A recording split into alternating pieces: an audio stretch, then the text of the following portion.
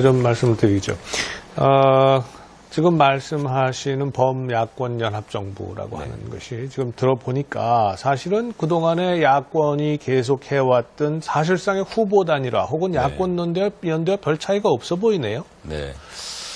방법론만 조금 차이 있는 거죠. 그렇습니다. 사실은. 야권은 기본적으로 국민은 야권 전체 통합을 원하고 그게 안 된다면은 연대라도 하기를 원하고 그래도 안 된다면 마지막 후보라도 단일화해라라고 하는 게 국민의 뜻이라고 생각합니다.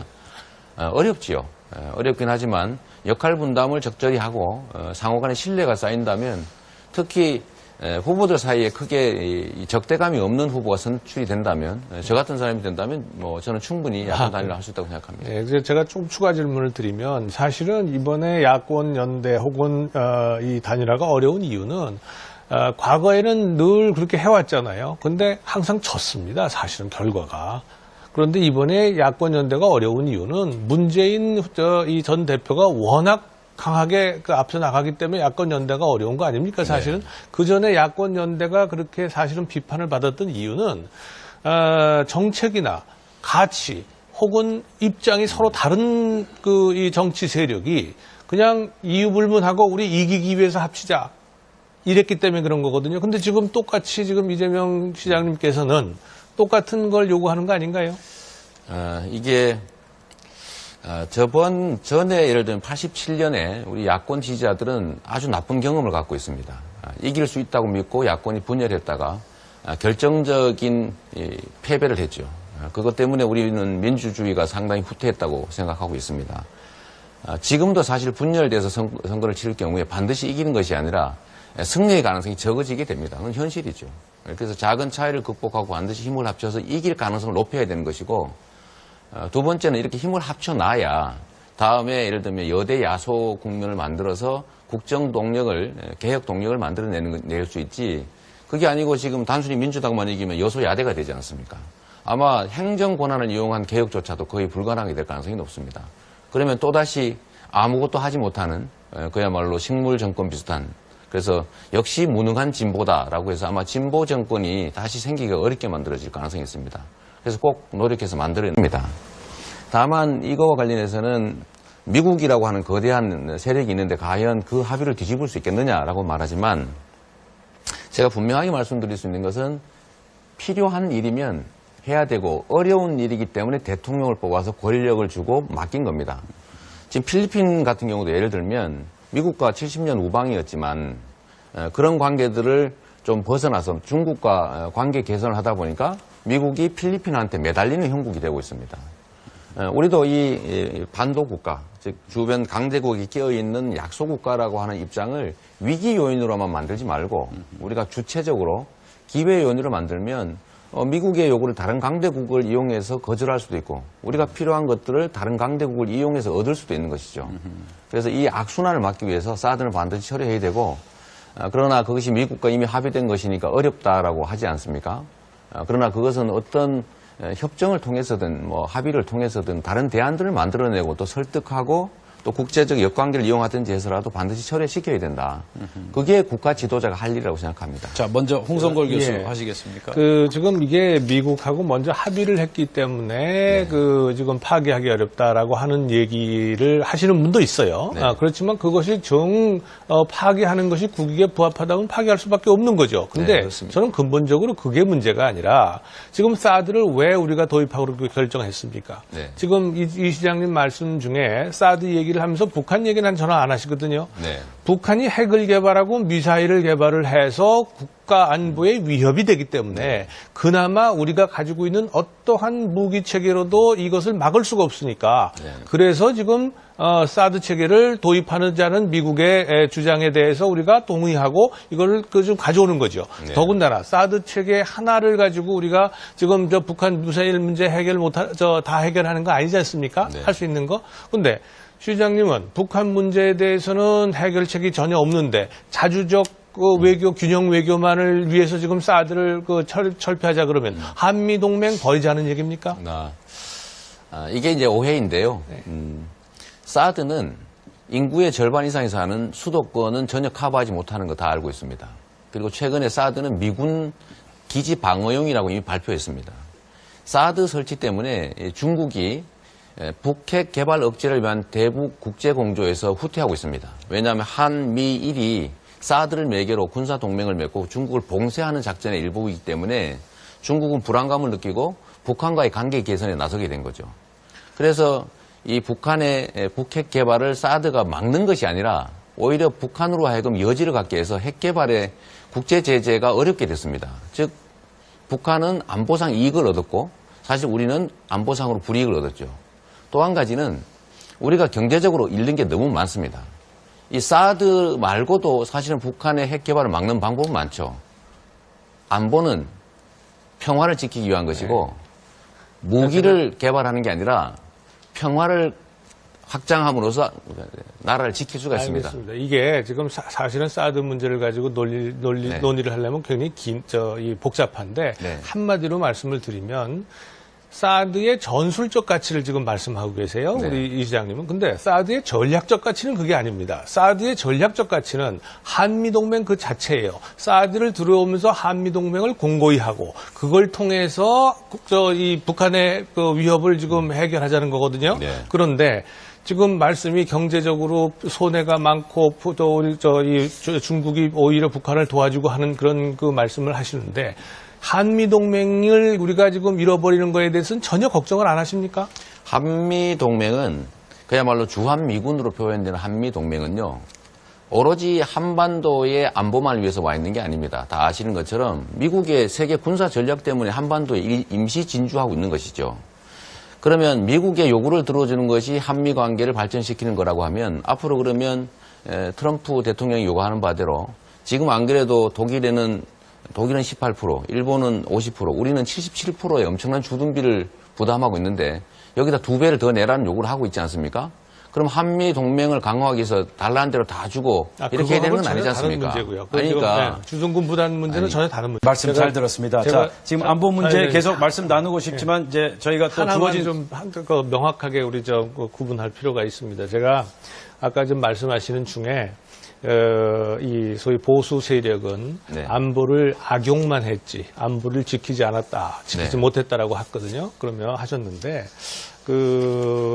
이 군에 있어서의 예를 들어서 방산 비리가 네.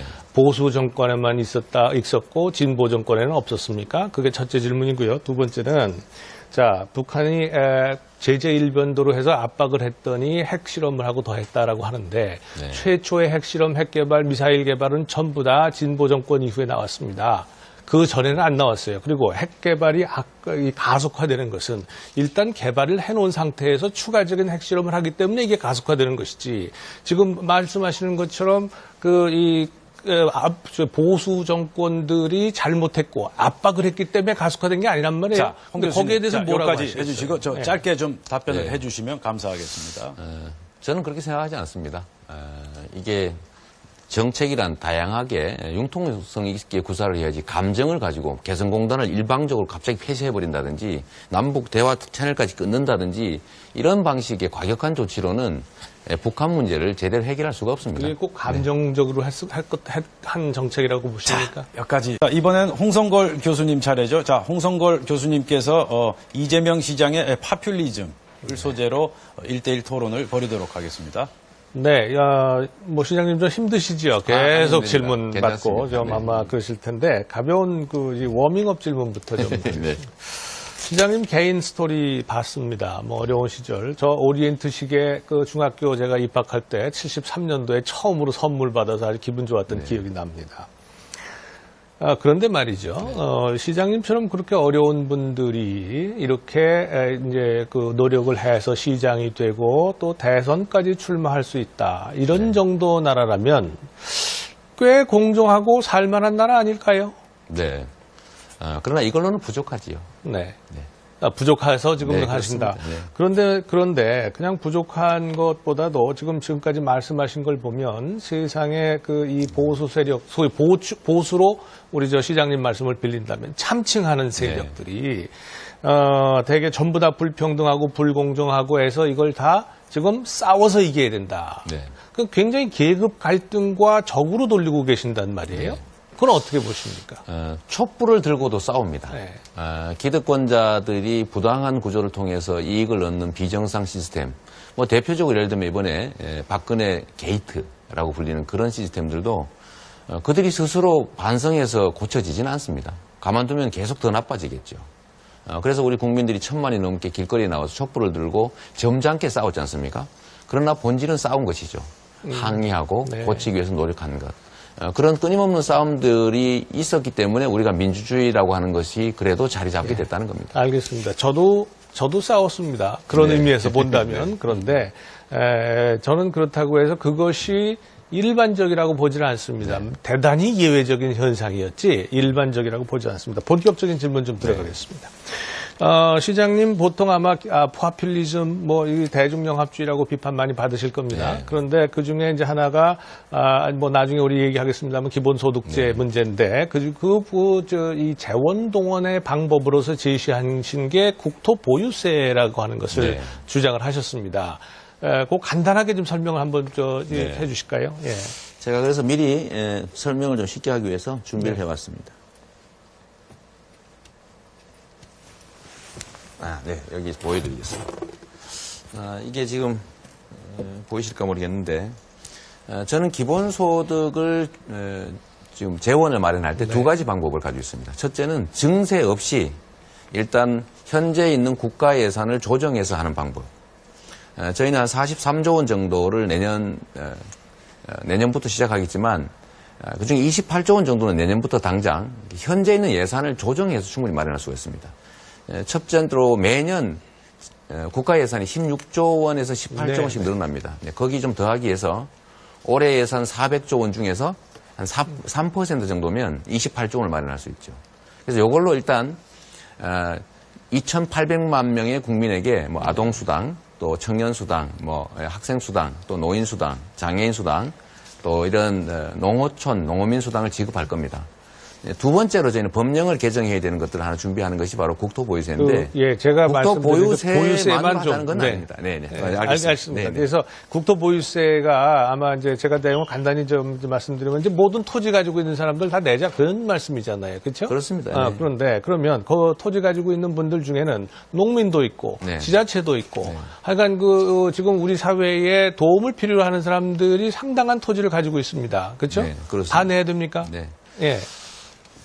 이 국토보유세의 취지는 국토보유세로 내는 돈은 딴 용도로 쓰지 않고 모든 국민에게 공평하게 기본소득으로 지급합니다. 그런데 전 국민 중에서 95%는 자기가 아예 내지 않거나 땅이 없으니까요. 또는 내더라도 낸 돈보다는 훨씬 많이 받게 됩니다.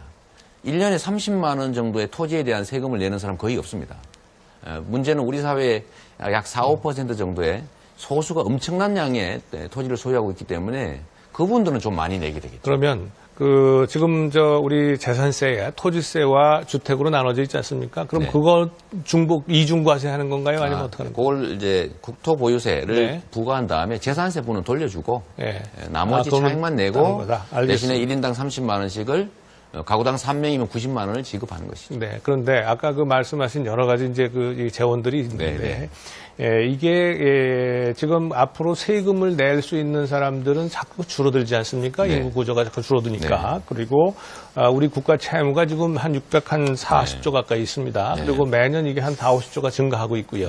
지금 이런 상황 속에서 과연 이렇게 지금 말씀하신 게 증세 없이라고 말씀하셨잖아요. 지금 많은 분들, 특히 어제 나온 유승민 후보 같은 경우에는 법인세 올려야 된다. 또 많은 분들 중에는 개인 소득세 올려야 된다, 지금. 이렇게 많이 주장을 하고 계세요. 근데 그거 없이 이거 지금 하시겠다는 거는 이게 좀 지속 가능성이 떨어지는 거 아니냐, 이렇게 말씀드릴 수가 있겠는데. 지금 대한민국 경제가 어려워지는 이유는 국민들이 쓸 수 있는 돈이 없어서 그렇습니다. 이거를 지금 이 대출로 지금 이제 구매력을 유지해 오다가 지금 이것도 한계에 다도달했지 않습니까? 그러면 지금 앞으로는 누가 물건을 살 거면 누가 기업이 생산하는 서비스를 제공받겠어요. 그래서 국민들의 소득을 올려야 경제가 살아난다. 즉 경제가 성장이 가능하다는 것은 이재명의 주장이 아니라 IMF라든지 세계은행 등의 주장 아니겠습니까? 포용적 성장론이라고 하는 거죠. 그러니까 국가 부채는 그냥 약간 뭐 우선 국가 두고. 부채는 더 이상 늘리지 않는 쪽으로 가야지. 지금 계속 늘어온 거를 특정 그 임기에 있는 대통령이 줄일 수가 쉽게 있겠습니까? 더 늘리지 않는 것마저 착한 일이죠. 시간이 이제 얼마 그렇게 없기 하시고 때문에 안보 파퓰리즘 쪽으로 제가 질문을 좀 드리겠습니다. 저도 한번 얘기할 기회를 주십시오. 그래서 국토 보유세는 모든 토지를 소유한 사람들이 내지만 95% 이상의 국민들은 내는 것보다 더 많이 받기 때문에 실제로 이게 우리나라의 엄청난 자산 불균형을 교정하는 효과가 있습니다. 제가 하나 잠깐만 보여드리도록 하겠습니다. 이게 지금 우리나라 상황이 얼마나 심각한지를 다들 잘 모르시는데 이걸 잠깐 보시면 1년에 버는 국민 총소득 중에서 상위 10%가 무려 48%를 가져갑니다. 인구의 절반 50%는 겨우 5% 나눠 갖고 있어요. 그러다 보니까 기본소득제 하실 때 말씀을 우리가 하실 수 있는데 괜찮습니다. 자산 또 보유분을 보면 이 중에서 10%가 무려 이 66%를 가지고 있어요. 인구의 절반은 겨우 2%도 안 되는 것 가지고 있습니다. 이러다 보니까 너무 불균형이 심화돼서 이거를 불균형을 완화시켜야 되는데 그게 바로 아주 미세한 정도에 불과한 국토 보유세라는 겁니다. 알겠습니다.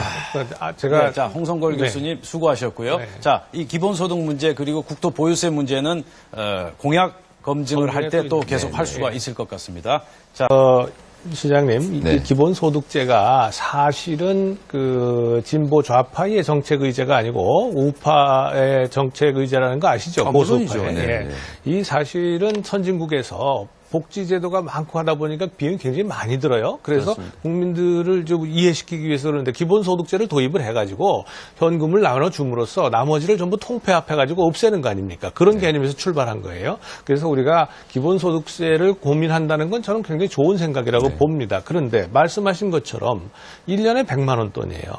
그리고 2,800만 원에 800만 명이 넘는 사람들한테는 나눠주는 겁니다. 자, 이걸 했을 때 송파 세모녀 사건이라든가 혹은 우리 저 사회 그 복지 사각지대에 있는 분들 이분들한테 우리가 따스한 온기를 보내드릴 수 있을까요?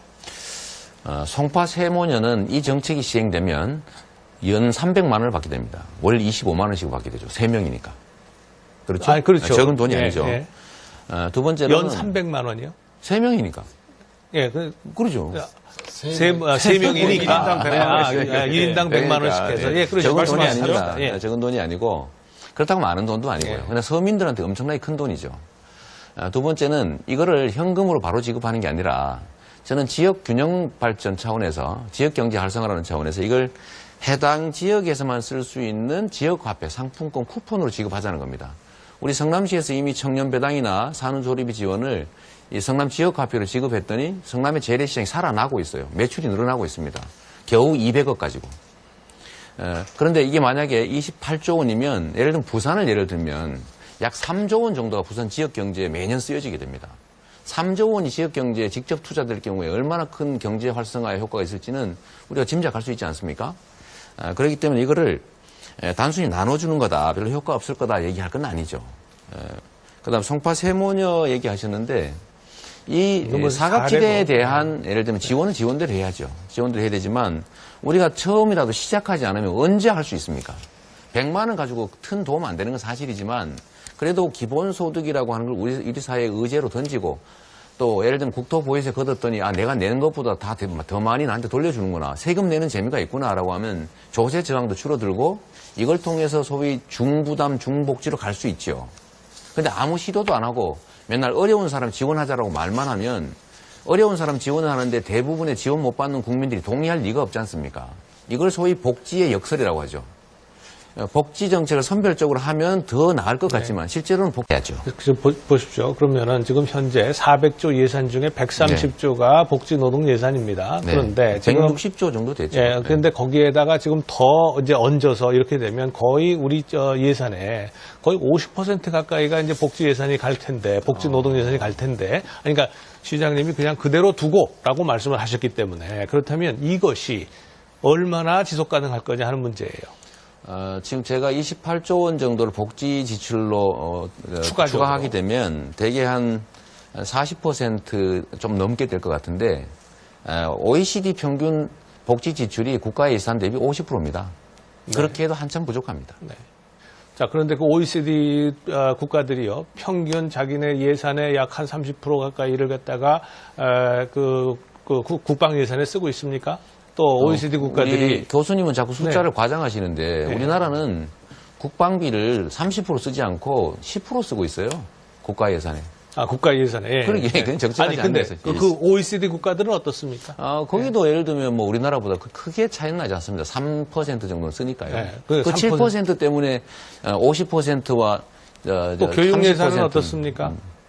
제가 드리는 말씀은 이게 뭐냐면 다른 항목에 보면은요, 우리가 복지 예산을 그렇게 쓸 수밖에 없었던 이유가 있다는 겁니다. 다른 부분에 그동안에 써왔던 부분이 있고, 그래서 조정하는 거 다 좋습니다. 좋은데 문제는 지금 세금을 낼 사람들이 인구가 계속 줄어들어요. 저는 계속 걱정스러운 것이 아마 시장님이 당선이 되신다면 임기 내에는 어떻게 할 수 있을지 모르겠어요. 그러면 5년 후에 이미 국민들한테 전부 권리로 받아들여졌어요. 거의 40%가 혹은 그보다 더 많은 것이 시간이 가면 더 많아지겠죠. 이 복지 예산 들어가게 되면 교수님 어떻게 되겠습니까? 지금 우리나라의 제일 심각한 문제가 출산율 저하인데 이 출산율이 떨어지는 제일 큰 이유는 보육, 교육 비용이 워낙 많이 들고 취업이 안 되기 때문에 그렇습니다. 보육, 교육을 개인들한테 맡길 게 아니라 국가의 책임을 늘려야 되고 제가 이 기본소득을 지급하는 내역을 자세히 보시면 0세부터 29세까지입니다. 60% 이상 노인. 이 취약계층들에 대한 지원을 좀 늘려야 특히 교육, 보육 이런 비용들을 늘려줘야 국민들이 부담을 줄여서 애를 낳을 거 아닙니까? 하다못해 아동수당 아니면 보육수당 또 학생수당, 청년수당 이런 걸 주면 그래도 29살까지 그래도 한 3천만 원 국가로부터 지원받는 거예요. 그래서 지원을 받아야 개인의 비용 부담이 줄어들 거 아닙니까? 그래야 애를 낳을 거고 그래야 출산율이 올라갈 거고 그래야 지금 교수님이 걱정하는 그 문제를 해결하지요. 지금처럼 예를 들면 정부 예산을 지출하는 방식이 주로 대기업 중심의 중소기업 쪽보다는 대기업, 노동자를 탄압해서 노동자들 임금 수준을 계속 떨어뜨리고 이런 방식으로 이 국가가 좀 발전할 수 있겠어요? 아니, 국가가 노동자를